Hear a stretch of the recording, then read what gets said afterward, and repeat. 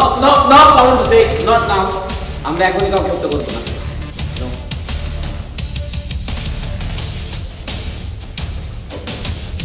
এই চুপ, চুপ সবার বয়। সারা বড় পেট। খাবারের ব্যবস্থা পাশের রুমে আছে। কমান্ডো 3, আমরা কি এখন খেতে যাব? হ্যাঁ, আমরা খেতে যেতে পারি, কিন্তু প্রবলেম হচ্ছে এখানে তো কাউকে পাহারা দিতে হবে। সেটা কে দেবে? কমান্ডো 3, তোমরা সবাই খেতে যাও, আমি এখানে থাকছি। না না, কমান্ডো 6কে এভাবে একা ছেড়ে দেওয়া ঠিক হবে না। কমান্ডো 4, সেটা কোনো সমস্যা না। আমাদের মনে হয় আমাদের খেতে যাওয়া উচিত। ওকে, তাহলে কমান্ডো 6 থাকছে। Let's move. কিন্তু আমাদেরকে দ্রুত খেয়ে চলে আসতে হবে, ওকে? শুনুন, আপনারা কোনো ভয় পাবেন না, আমি আপনাদের বাঁচাতে এসেছি।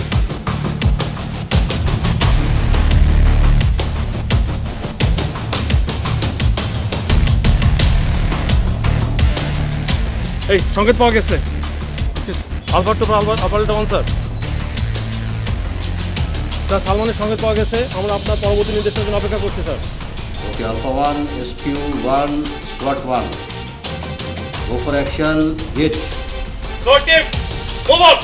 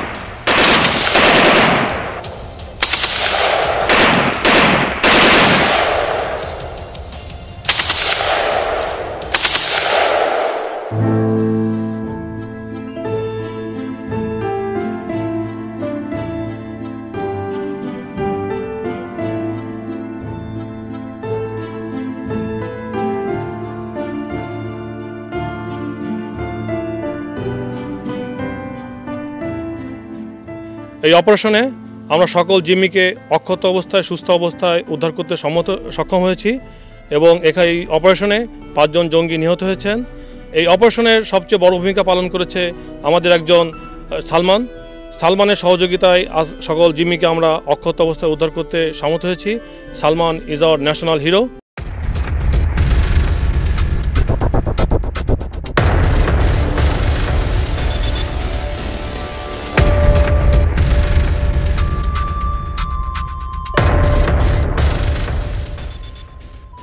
আপনারা? আপনি কি জুই সাহেব? জি বলছি। আপনি কি কিছুদিন আগে কয়েকজন ছেলেদেরকে বাসা দিয়েছিলেন? হ্যাঁ দিয়েছিলাম। আপনি কি জানেন তারা কে ছিল? না তো। তারা ছিল জঙ্গি। কিছুদিন আগে থানা থেকে আপনাদেরকে যে একটা ফর্ম দেওয়া হয়েছিল, সেখানে ভাড়াটাদের তথ্য পূরণ করে থানায় জমা দেওয়ার কথা ছিল, সেটি দেন নাই কেন? ভুল হয়ে গেছে।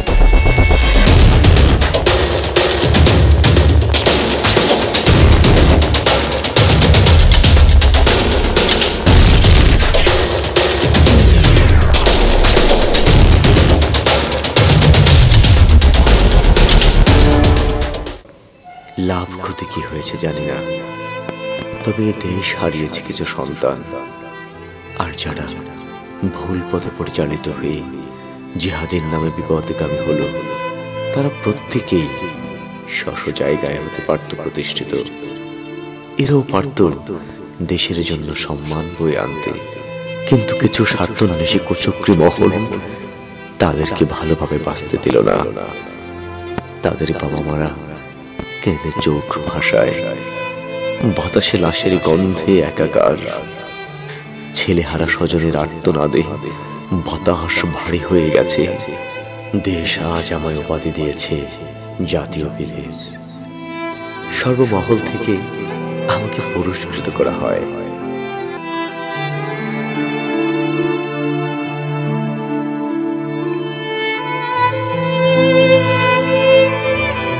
ফিরে পেয়েছি আমার সব কিছু, সম্মান, ভালোবাসা, ভালোবাসা, স্নেহ, ওর চাঁদ মুখ দেখার অপেক্ষায় কেটে যায় আমার সময়। ওর জন্যই এখন আমার সমস্ত পৃথিবী।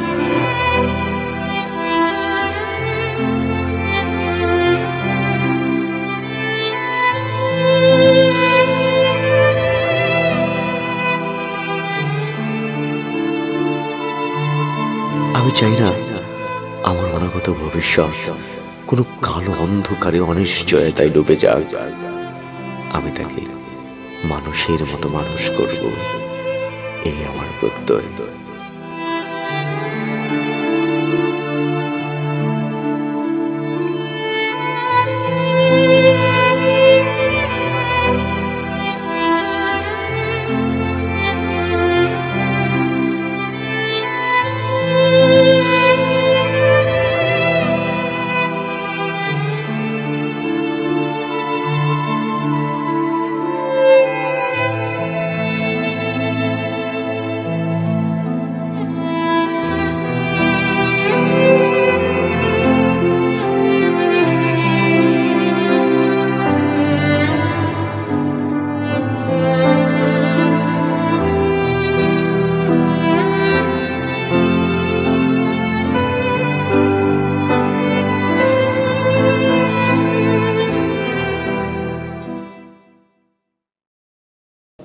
বাংলাদেশ তথা গোটা বিশ্বে আমাদের সাম্প্রতিক সময়ের একটি বড় চ্যালেঞ্জ হচ্ছে সন্ত্রাসী ও জঙ্গি কার্যক্রমকে মোকাবেলা করা। আমরা জানি যে ধর্মের অনেক বিষয় অপব্যাখ্যা করে সাধারণত যুব সমাজে যারা একটু হতাশাগ্রস্ত, যাদের পারিবারিক কলহ আছে, পিতামাতার সাথে যে সন্তানগুলোর কিছুটা দূরত্ব থাকে, অনেক ক্ষেত্রে যারা লেখাপড়ায় মনোযোগী নয়, মাদক সেবী, এই ধরনের বা ধর্মীয় যাদের মধ্যে উন্মাদনাটা বেশি, খুব বেশি ধর্ম নিয়ে যারা চিন্তাভাবনা করেন, এই ধরনের যুব সমাজের ছাত্র বা যে কোনো বেকার ব্যক্তি হতে পারে, এদেরকে সাধারণত জঙ্গি সংগঠনের লোকজন তাদেরকে টার্গেট করে এবং জঙ্গি কার্যক্রমে সম্পৃক্ত করে ফেলে। আজকে বাংলাদেশে আমরা যেটা দেখেছি, গুলশানের হোলি আর্টিজান ক্যাফেতে যে একটি নারকীয় ঘটনা ঘটেছে, অনেক বিদেশি জীবী সহ দেশি জীবীদেরকে হত্যা করা হয়েছে এবং এই হত্যার মাধ্যমে জঙ্গি সংগঠনগুলো বাংলাদেশে তাদের জঙ্গি কার্যক্রমের একটি নতুন মাত্রা তৈরি করেছে। এটির কারণ যেটা আমরা জানি, সাধারণত ধর্মের বিষয়ে, ধর্মের সামগ্রিক ব্যাখ্যায় না যে একটি নির্দিষ্ট একটি অংশ নিয়ে যে অংশের মাধ্যমে ধর্মীয় উন্মাদনা সৃষ্টি করা যায়, সেটির অপব্যাখ্যা দিয়ে সাধারণত জঙ্গি কার্যক্রম করা হয়ে থাকে। বাংলাদেশের প্রেক্ষাপটে আমরা জানি যে বাংলাদেশ ভৌগোলিক অবস্থার দিক দিয়ে একটি গুরুত্বপূর্ণ অবস্থানে আছে। দক্ষিণ এশিয়ার অলমোস্ট একটা হার্ড পজিশনে বাংলাদেশ আছে। এখানে আমাদের যে জঙ্গি কার্যক্রমগুলো হয়, ম্যাক্সিমাম ক্ষেত্রে আমরা জানি এটা হোমগ্রোন, যে আমাদের দেশীয় যে জঙ্গি সংগঠনগুলো আছে, আপনারা জানেন সরকার ইতিমধ্যে 6টি সংগঠনকে নিষিদ্ধ করেছে। এই জঙ্গি সংগঠনগুলো তারাই সাধারণত আমাদের বিভিন্ন প্রাইভেট বিশ্ববিদ্যালয় এবং মাদ্রাসা বা স্কুলের ছাত্র বা কলেজের ছাত্রছাত্রীদের তারা এই জঙ্গি কার্যক্রমে সম্পৃক্ত করার চেষ্টা করে থাকে। এই ট্রেন্ডটি বাংলাদেশে শুরু হয়েছে 1998 সাল থেকে এবং বিভিন্ন সময় আমরা দেখেছি বিভিন্ন জায়গায় বোমা হামলা, বিভিন্ন হত্যাকাণ্ড। এই হত্যাকাণ্ড হওয়ার পরে সর্বশেষ যে আমরা দেখলাম গুলশানের হোলি আর্টিজানে, সেখানটা একটি পূর্ণাঙ্গ রূপ পেয়েছে জঙ্গিবাদের বাংলাদেশে।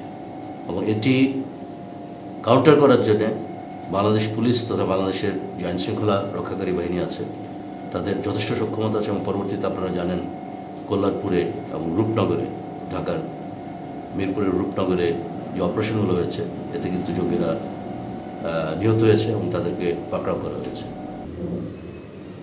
দেশীয় ও আন্তর্জাতিক জঙ্গি সংগঠনগুলো সাধারণত জিহাদের কথা বলে, মানে আল্লাহর পথে জিহাদের কথা বলে তারা তাদের যে কার্যক্রমগুলো করে থাকে এবং এভাবে তরুণ সমাজ বা যুব সমাজকে তারা আকৃষ্ট করার চেষ্টা করে। সত্যিকার অর্থে যদি আমরা পবিত্র কোরআন এবং হাদিস শরীফের ব্যাখ্যা যাই, সেক্ষেত্রে দেখা যায় যে জিহাদের কথা কোরআন শরীফে বলা আছে, তবে এর একটি প্রেক্ষাপট আছে।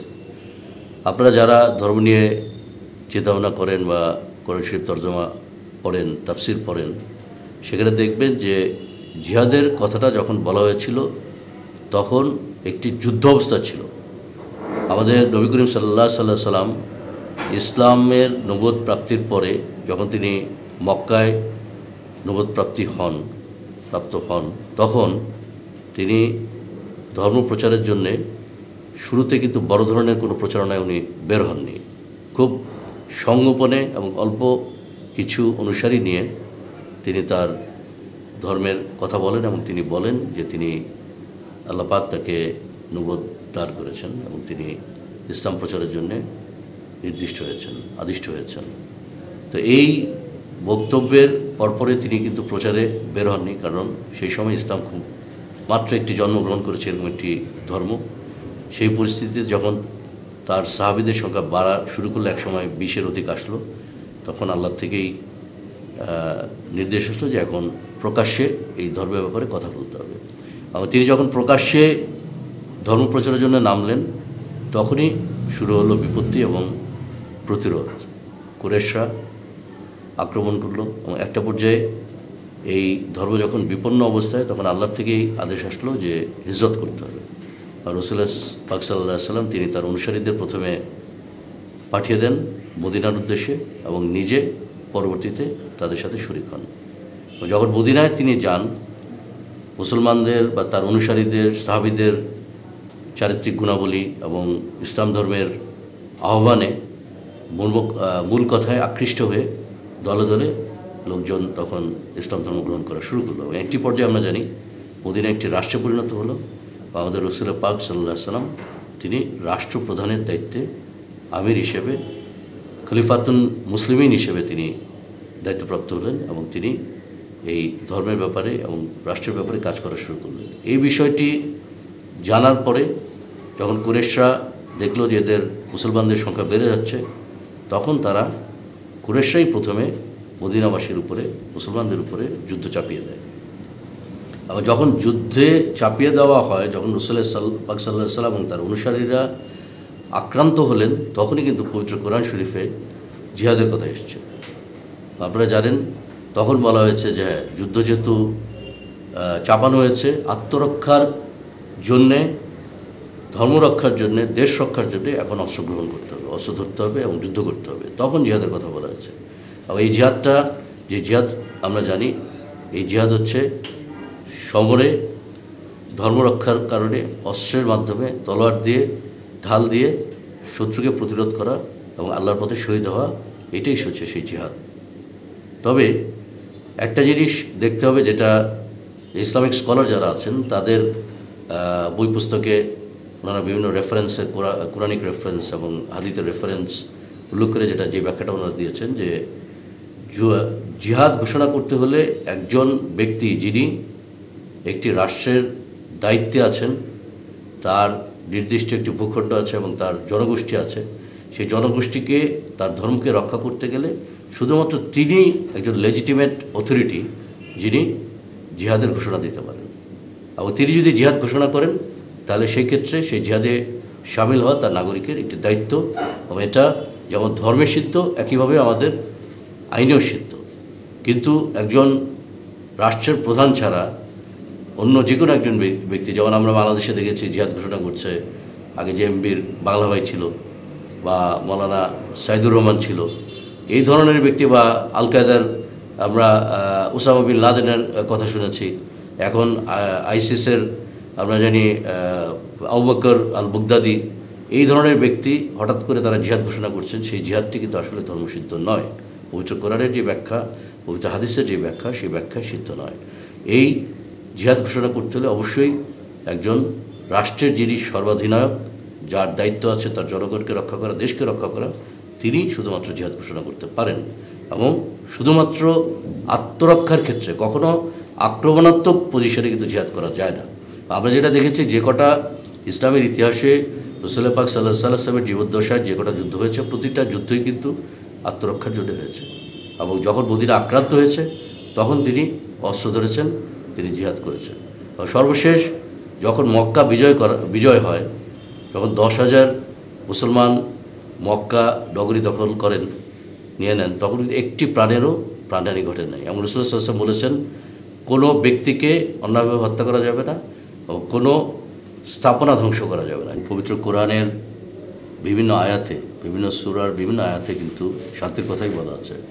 মানে আমরা যদি দেখি সূরা মাইদা 32 নম্বর আয়াতে আল্লাহ পাক বলেছেন যে কোনো নিরীহ ব্যক্তিকে হত্যা করা সমগ্র মানবজাতিকে হত্যা করার সমান।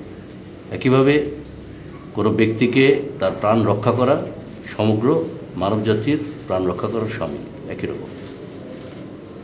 আবার সূরা বাকারায় বলা আছে যে তোমরা পৃথিবীতে শান্তি প্রতিষ্ঠা করার পরে হত্যাযোগ্য বা বিশৃঙ্খলা সৃষ্টি করো না।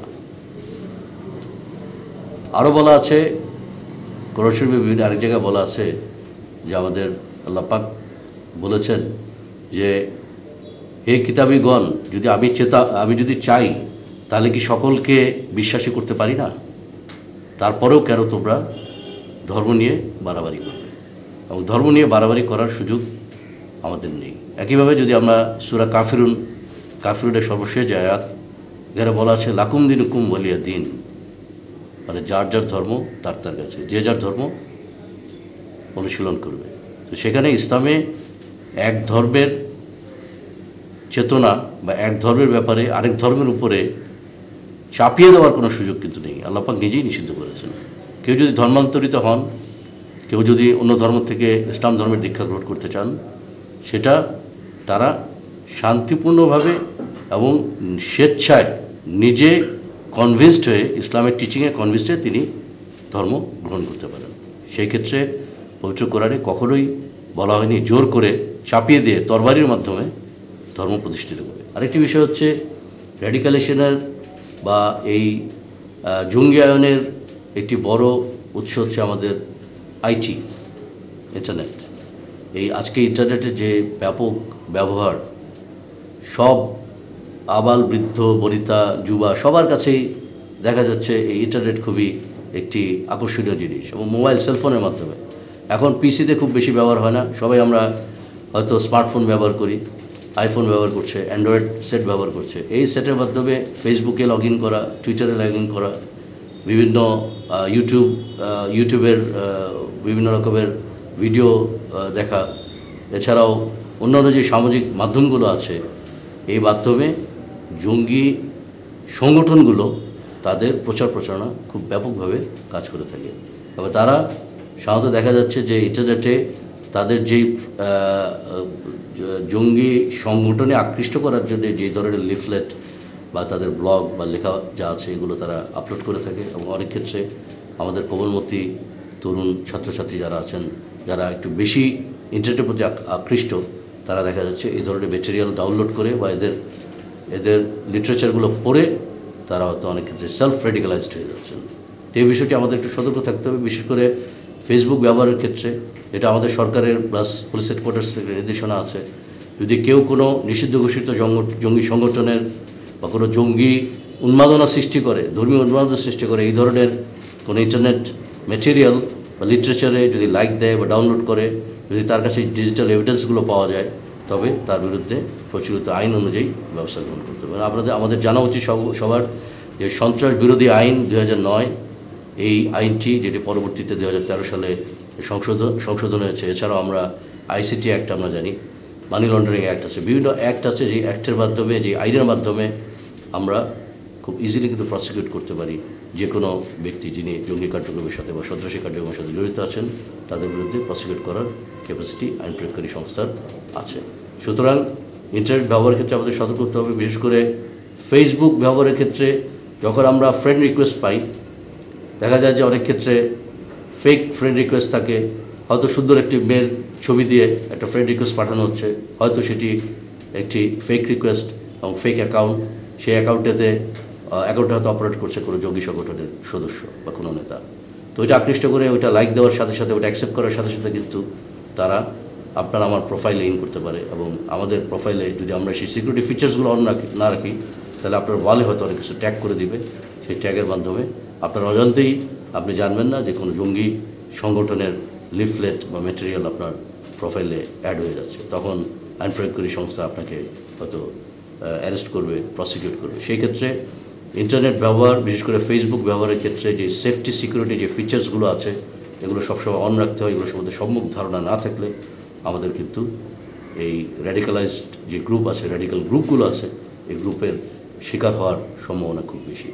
জঙ্গিবাদের শিকার যারা হচ্ছেন সাধারণত দেখা যায় আমাদের কলেজ, বিশ্ববিদ্যালয়ে যারা পড়ুয়া ছাত্রছাত্রী তারা কিন্তু জঙ্গিবাদের শিকার হন। অনেক ক্ষেত্রে মাদ্রাসার ছাত্রছাত্রী তারাও থাকেন। তবে ইদানিং যে ট্রেন্ডটা দেখা যাচ্ছে, এতে দেখা যাচ্ছে বেসরকারি বিশ্ববিদ্যালয়, এই বিশ্ববিদ্যালয়ের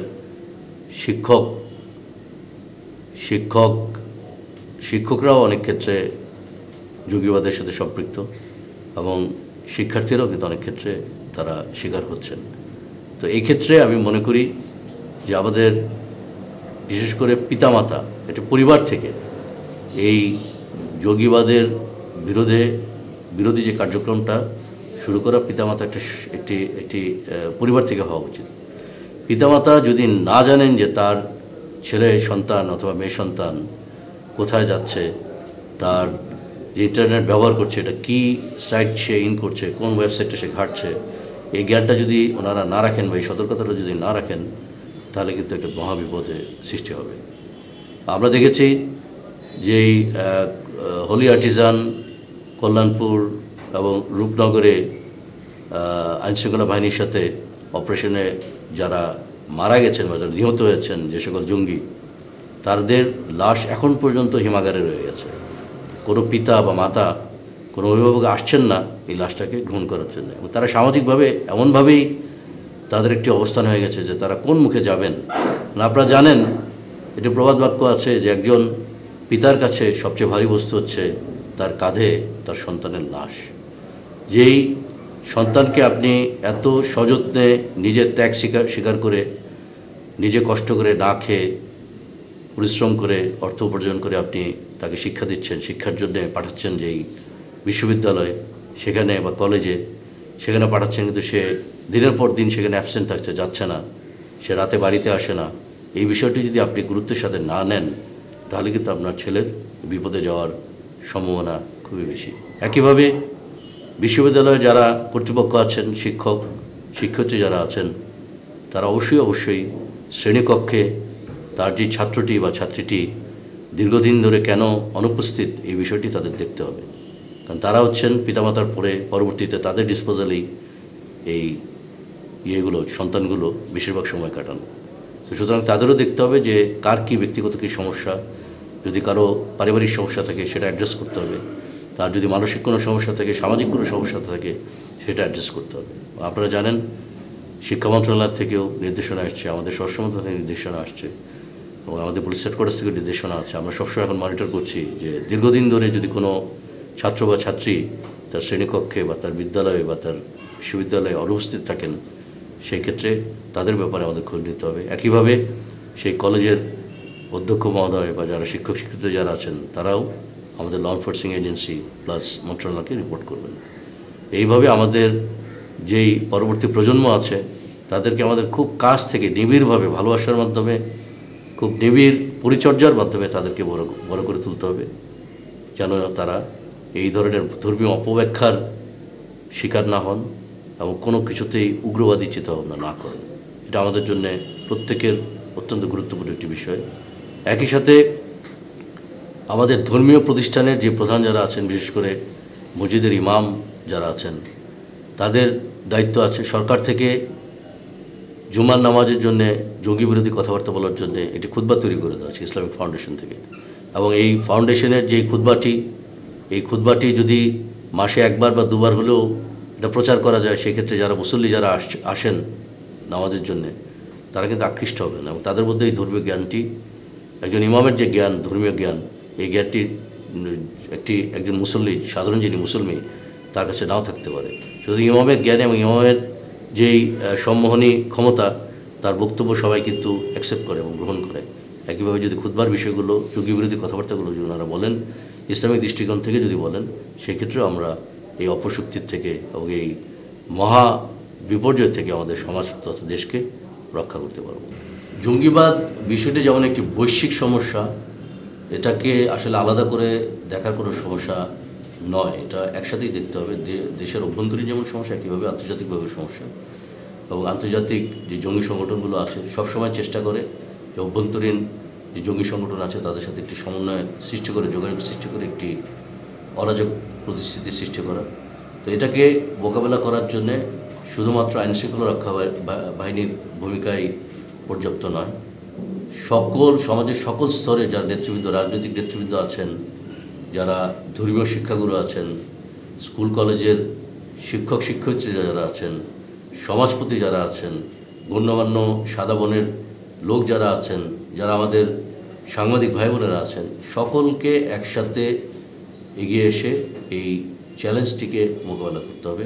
আমাদের যে তরুণ সমাজ বা যুব সমাজ যারা বিপদগামী হচ্ছেন তাদেরকে বোঝাতে হবে ধর্মীয় ব্যাখ্যার মাধ্যমেই যে তারা যে বিপদে যাচ্ছে, যে ধর্মীয় ব্যাখ্যার কারণে অপব্যাখ্যার কারণে বিপদে যাচ্ছে, জিহাদের নামে তারা শহীদ হওয়ার একটি প্ররোচনায় এই কাজগুলো করছে, এটা যে ধর্মীয়ভাবে সিদ্ধ নয় এবং রাষ্ট্রীয় আইনের মাধ্যমে সিদ্ধ নয়, এই কাজটি তাদেরকে বুঝিয়ে এই অভিযানটি আমাদের বা এই সামগ্রিক প্রচেষ্টাটি সফল করতে হবে এবং ধর্মের ব্যাখ্যা ধর্মের মাধ্যমেই এটাকে দাঁড় করাতে হয়।